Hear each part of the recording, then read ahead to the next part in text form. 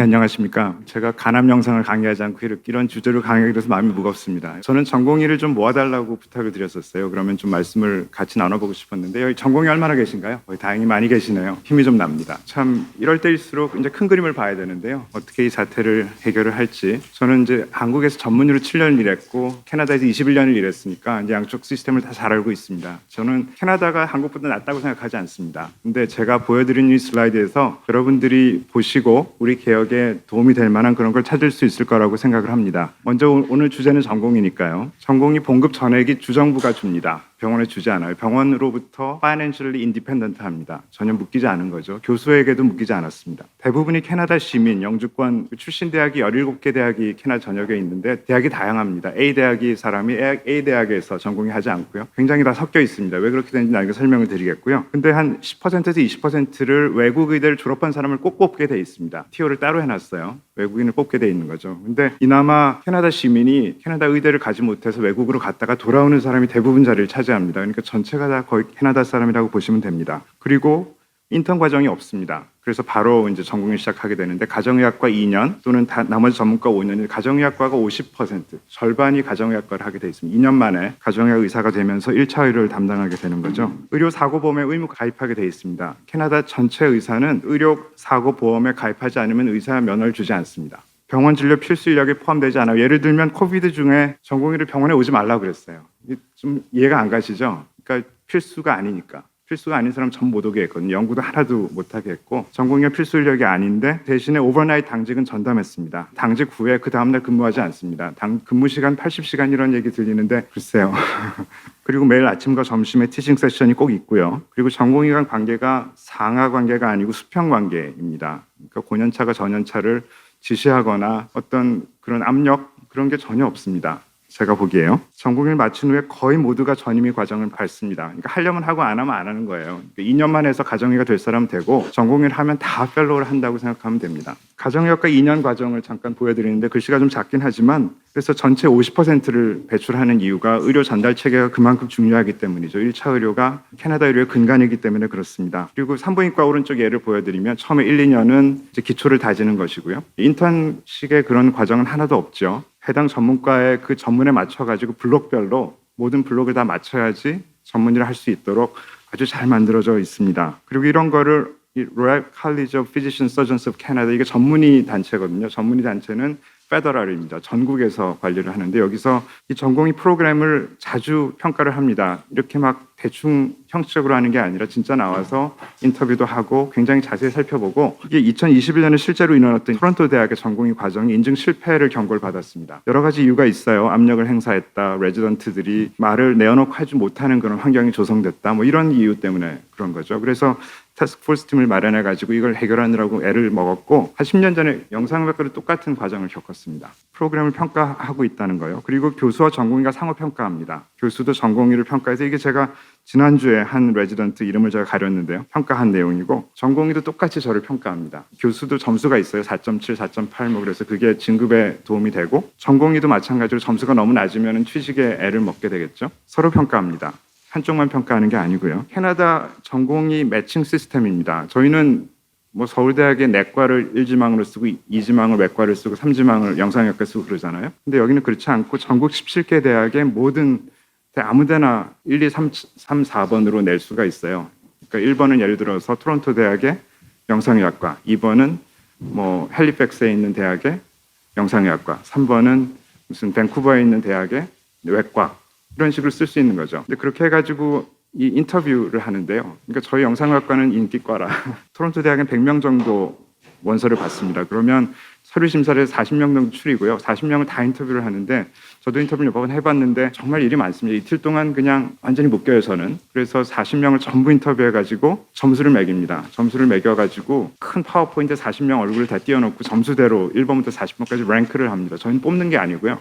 저희는 여기서 여기까지 뽑는 그런 게 아니고 저희는 랭크만 합니다. 그래서 이 사람이 1번이고 그렇게 또 다 띄워놓고 거기 위원들이 한 20명 되거든요. 모여가지고 열띤 토론을 합니다. 얘가 얘보다 나은데 얘가 얘보다 나은데 자꾸 이렇게 옮겨요. 그래서 1번부터 40번까지 랭크를 해서 캄스에 보냅니다. 그러면 이게 컴퓨터로 다 이게 정리가 돼요. 그래서 1번은 토론토 대학에서 오퍼를 했는데 딴 데서도 돼가지고 거기로 갔고 2번에 1로 갔고 그래서 한 1번에서 한 20번까지 토론토 대학의 영상학과에 들어오게 되는 거죠. 그래서 이 실패할 확률이 별로 없습니다. 이걸 또 한 번만 하는 게 아니라 2번을 해요. 그래서 전체 이 전공의 티오가 거의 다 채워집니다. 여기 요즘 화제가 되고 있는 Emergency Medicine, 응급의학과, 산부인과, 수학과 다 인기과예요. 다 채워집니다. 110명 정도가 안 채워졌는데 이 대다수가 가정의학과가 채워지지 않습니다. 그래서 지금 많은 그 토론들이 있어요. 가정의학과를 외국의사로 채워야 되지 않을까. 근데 외국의사 TO가 따로 있잖아요. 그걸 늘리지 않으면 채울 수가 없는데 그러면 돈이 더 많이 들겠죠. 아무튼 그런 거를 지금 생각을 하고 있습니다. 적어도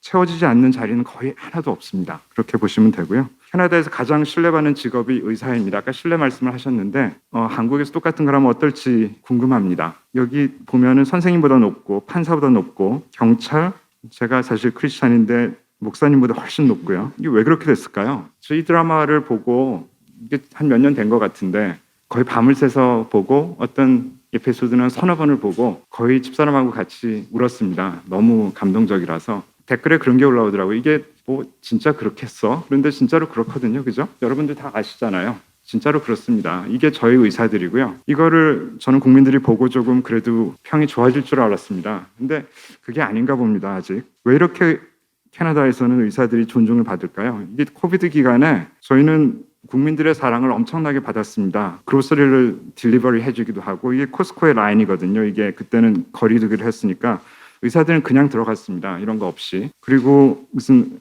프리 밀 바우처, 점심 식권을 막 나눠줬거든요. 너무 많아서 쓸 수 없을 정도는 받았고요. 팀 홀튼스라는 커피 체인이 캐나다에서는 스타벅스보다 훨씬 큽니다. 여기서 막 커피를 이렇게 나눠주기도 하고요. 국민들이 정말 이 의사를 사랑하는 그런 나라입니다. 왜 그렇게 됐을까? 이 키워드 3개를 보여드리는데요. 투명성, 개방성, 그리고 셀프 레귤레이션, 자정작용 이런 게 캐나다에선 작용을 하고 있고 의사 집단에서 이거를 아주 철저하게 하고 있습니다. 의사 면허는 CPSO라는 온타리오 주에서는요 관리를 하는데 이것은 주 정부 단체도 아니고 의사 단체도 아닌 제3의 기관입니다. 여기에 이사로 있는 사람들을 보면 의사가 22명이에요. 지역에서 선거로 선출한 16명, 그리고 의과대학에서 1명씩 선출한 6명. 그러니까 32명, 34명 중에 22명이 의사니까 70%가 의사인 셈이죠. 그리고 나머지는 공공위원인들인데 이 사람들의 역할은 업무를 보조하고 감시하는 역할이지 이 코어 역할을 하는 게 아니죠.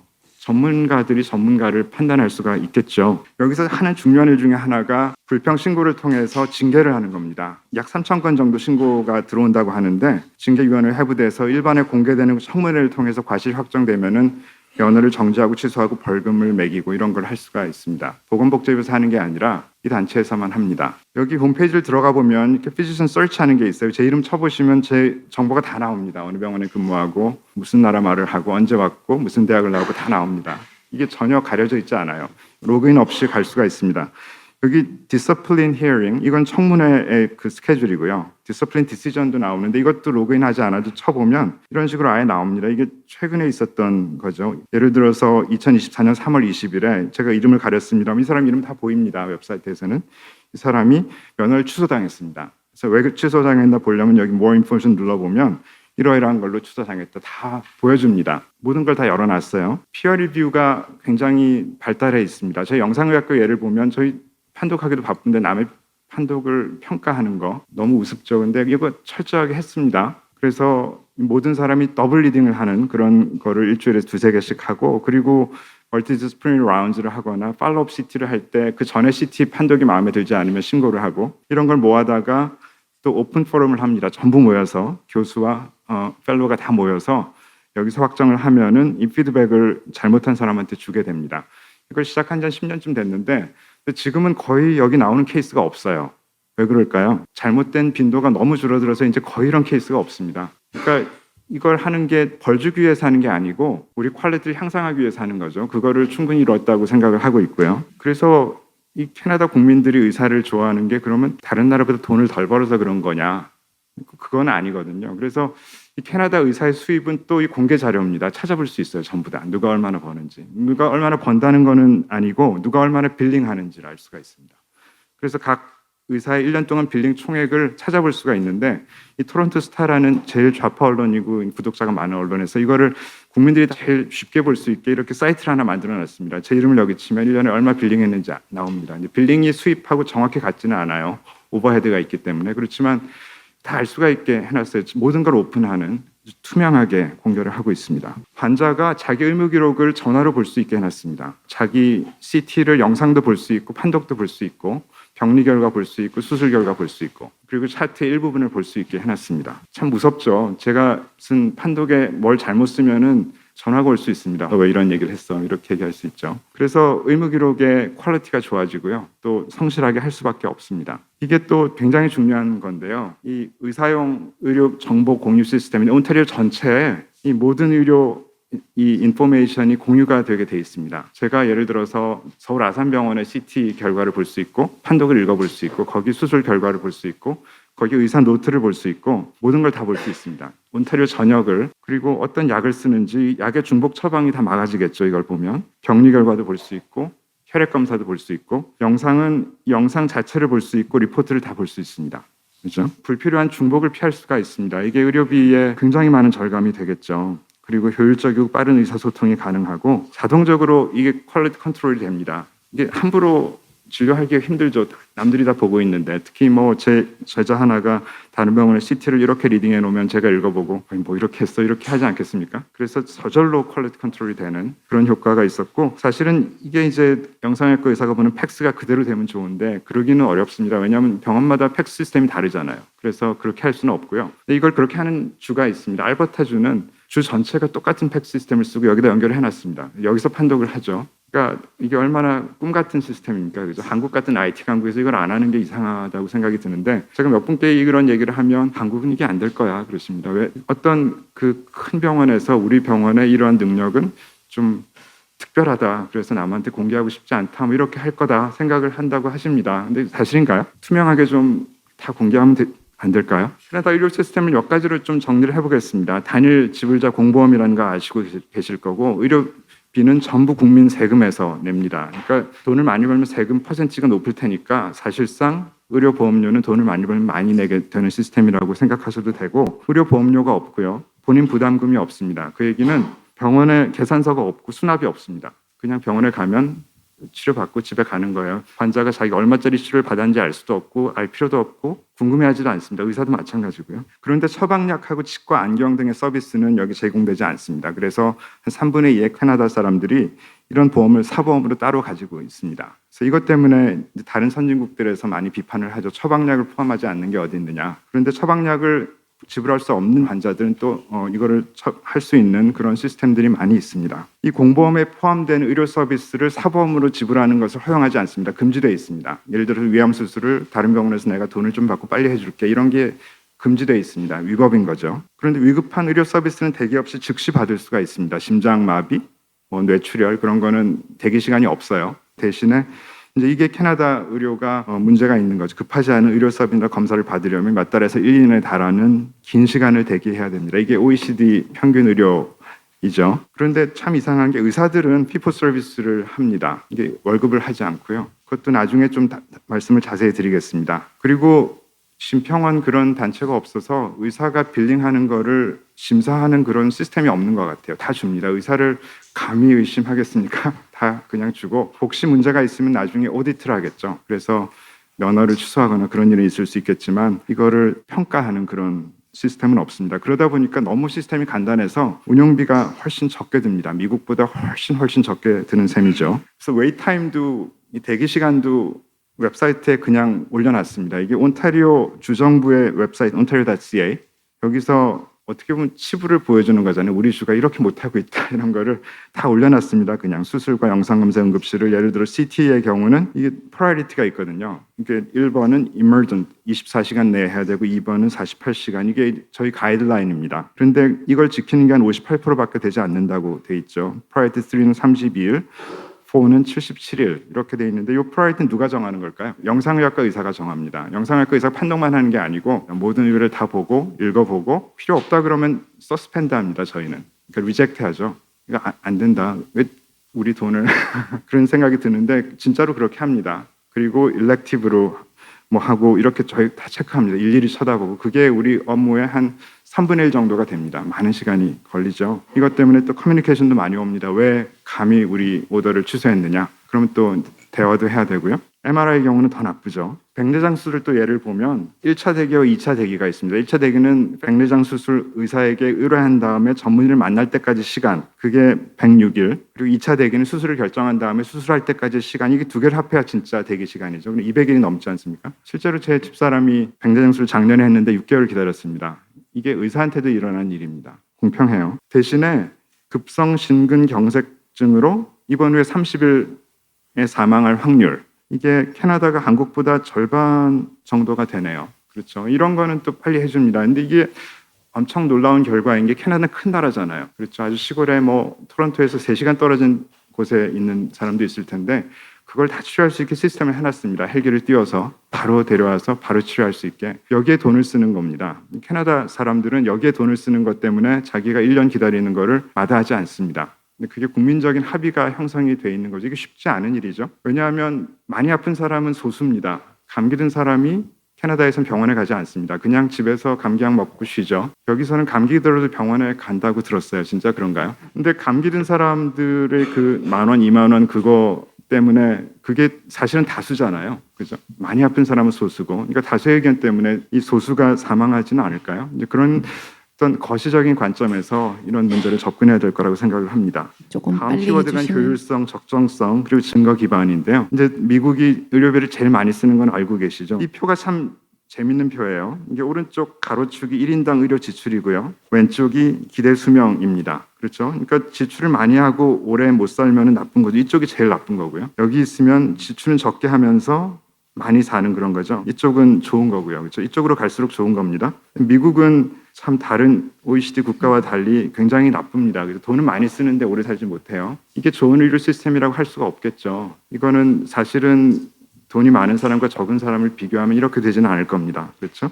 한국은 여기 있어요. 캐나다는 여기 있고. 그러니까 한국은 굉장히 좋은 데 있네요. 더 좋아지기 어려울 정도로 좋은 데 있습니다. 저희 의사 부족한 거 맞습니까? 근데 의사를 2,000명 늘리면 비용이 훨씬 많이 들겠죠. 이거는 바보가 아니면 알 수 있는 거니까. 그러면 이쪽으로 가겠죠. 수평으로 가면 다행이고요. 떨어지지 않고요. 캐나다로 가까워지는 그런 상황이 될 겁니다. 이런 검진 시스템이 서울대학 검진 시스템이에요. 이런 많은 검사를 합니다. 사실은 419만 원 프리미엄 이런 걸 하면 온갖 검사를 다 해줍니다. 무슨 갑상선 초음파, CT, MRI, MRA, 그리고 특화 검사에는 전신 PET-CT를 건강 진단으로도 하기도 하나 봐요. 이게 왜 이렇게 됐을까요? 왜 이렇게까지 몰리게 됐을까요? 이런 게 캐나다 신문에 납니다. 캐나다는 아프면 한국으로 치료받으러 간다. 캐나다는 의료 보증국이라서 한국으로 가야 된다. 이렇게 한다고 하는데 이제 영상기기 수를 비교를 해보면 한국이 캐나다보다 3배로 많습니다. 그렇죠?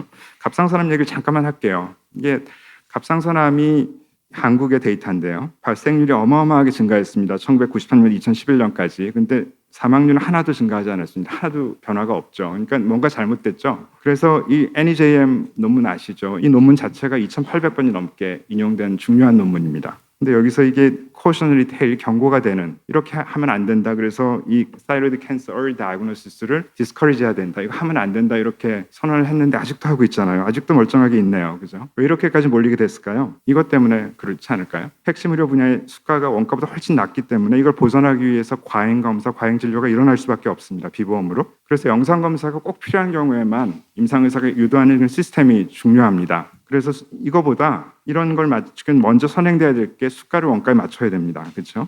그래서 수가가 정상화되면 과잉 검사와 진료가 줄어들어서 걱정하는 것만큼 의료비가 많이 증가하지 않을 수도 있습니다. 저는 그렇게 생각하고요. 간이식 예를 들어보면 제가 서울을 비난하는 게 아닙니다. 서울은 간이식을 하면 수술 후 회복 정보에 관계없이 일주일에 이 검사를 다 합니다. 저는 토론토에 가보니까 간이식 환자는 이렇게 많은데 영상 검사가 많지가 않아요. 이유가 그냥 괜찮으면 아무것도 안 하고 퇴원합니다. 퇴원한 다음에도 영상검사 안 해요. 혈액 검사 괜찮으면. 이게 그냥 일반화되어 있는 겁니다. 이게 나쁘다는 게 아니고 그런 차이를 아시겠죠? 의료비를 절감하려는 노력. 그리고 이것도 굉장히 중요한 얘기인데 의료사고 배상제도 꼭 해야 됩니다. 이게 없이 참 위험하게 의사생활하고 계신데 이거는 대한민국 의사를 보호하기 위해서 꼭 해야 되는 제도입니다. 95%의 캐나다 의사가 사용하는 비영리 의료사고 보험기관이 CMPA라는 것인데요. 전공의를 포함한 모든 의사가 여기 가입해 있습니다. 여기 1년에 한 2천억에서 3천억의 환자 배상금을 지급하고 있고 이게 이제 피 스케줄이에요. 얼마나 의사가 이 보험료를 내고 있는지 레지던트 경우는 2,900불을 내는데 그런데 주 정부가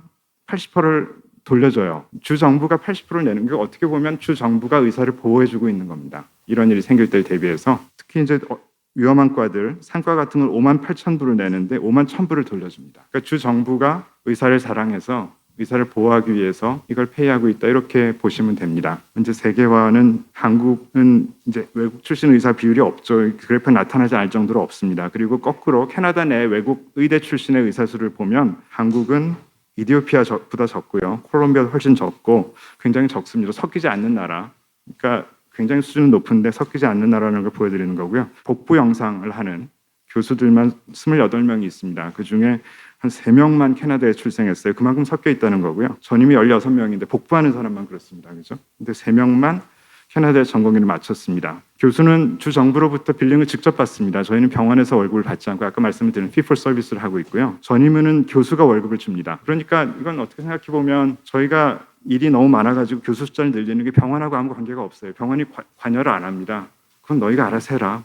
그럼 너희가 많이 뽑으면 너희 월급이 줄어들 텐데, 그죠? 전임의도 처음에 7명이었는데 저희가 점점 많이 뽑고 있습니다. 근데 올려는 사람은 줄을 서 있으니까요. 그래서 이 중에서 교수 요원으로 올라오기도 하고 이번에 2명을 이 중에서 뽑기로 했는데, 그러니까 이렇게 사람들만 섞여 있으면은 어떻게 병원이 돌아가겠어? 그렇잖아요. 근데 토론토 제너럴 병원, 제가 근무하는 병원이 세계 3위 병원이에요. 캐나다가 의료 후진국이라고 3차 병원 진입 장벽이 높지만 일단 들어오면 세계 최고의 치료를 받습니다. 그리고 잘 정립된, 그러니까 토론토 제너럴 병원은 캐나다 의료의 의료 전달 체계가 잘 정립된 그 혜택을 톡톡히 누리고 있다, 이렇게 보시면 되고요. 한국이 250인에 17개 병원이 있는 거 알고 계신가요? 이게 미국, 독일의 이은 3위입니다. 축하할 일이죠, 그죠? 한국은 정말 세계 최고의 의료의 국가입니다. 그래서 여기까지인데요. 지금 이 전공의라는 게 의사이자 피교육자죠. 이 둘 중에 하나를 너무 강조하면 이상하게 됩니다. 피교육자만 너무 강조하면 그럼 월급 받으면 안 되죠, 그죠? 돈 내고 해야죠. 그죠?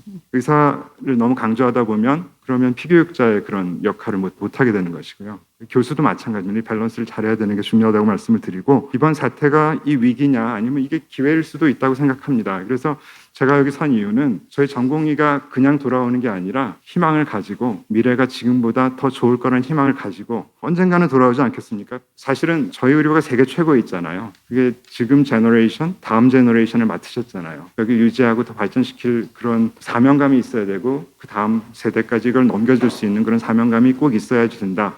그거를 강조드리고 싶고요. 근데 이 드라마 찍은 지 오래된 걸로 됐는데 아직 방영을 안 하네요. 이거 혹시 TVN 관계자는 안 계신가요? 저 꼭 보고 싶습니다. 꼭 빨리 틀어주십시오. 감사합니다.